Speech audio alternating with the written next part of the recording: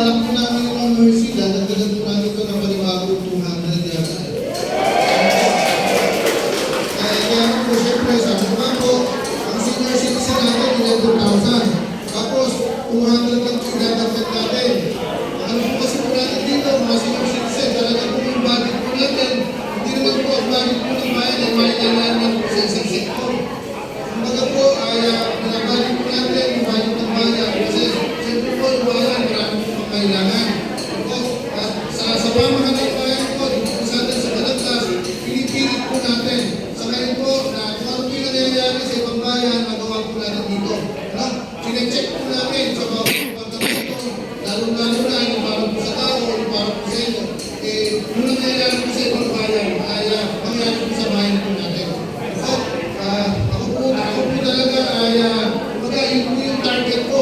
Ano po, na gusto ko po, na yung bayan po natin, ano yung nangyayari sa kanila, magawa po natin dito. Kaya po ako lagi, dahil po si DCNEP, bilang isang negosyante, sabi ko nga, tayo ng kampanya, kailangan maging competitive tayo. Ano po, maging competitive tayo, may kulang, personal, may negosyo. Ngayon po, nasa bayan po ako, bilang ngayon. Kaya kailangan po, sabi ko nga po, mahilig ako, tinitingnan ko yung bayan kung ano yung nangyayari. Hindi po tayo naiingit, pero dapat po, mangyayari po sa bayan po natin, nangyayari sa kanila. Ano po, kaya po sa ngayon, talagang pinagpupunin po natin yung mga umulan. Ano po, wala po yung July 1, June 30, pumasok po tayo. Ano po, yung 85, yung sa inabot po ko na lastis ng gabi. Ano po, pinagpupunin po yung magsaservisyo po sa bayan po natin.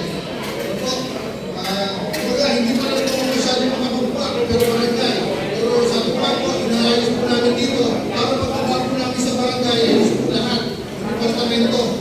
Actually po, kung nakaraan dito, gamit po kami sa barangay Pulukuban, ginamana po natin yung bagong Balagtas sa Mission Caravan. Ano po?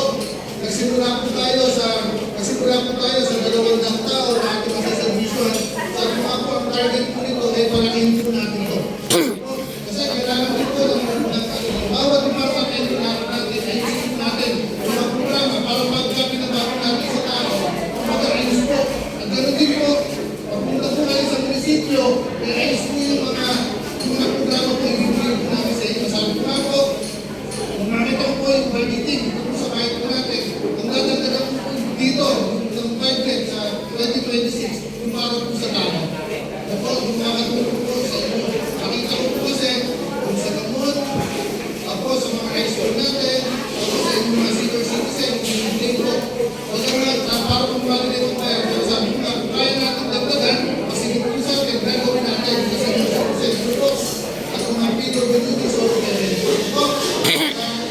ako po, next year, madobi na po yung 200. Ako, sa lahat naman po, ng pagkawa po, sa lahat naman po, ng pagkawa ng programa, may competence po yan. Ano po, hindi po po pwede na nagawa lang po tayo magawa na nagbibigay sa tao ng programa. Ano po, ako naman po, kaya sabi ko nga, sa loob ng mula pagkabata, ako na po nag-manage ng pera ko. Ano po, hanggang sa nagtaganap po ito po eh. Siguro, ay po pinagdalang kayo ito.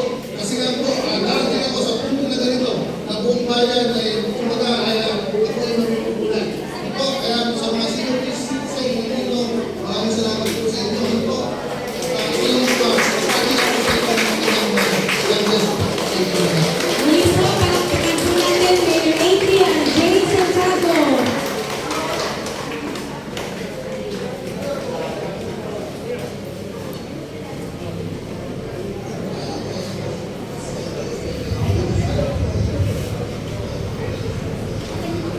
Parang malungkot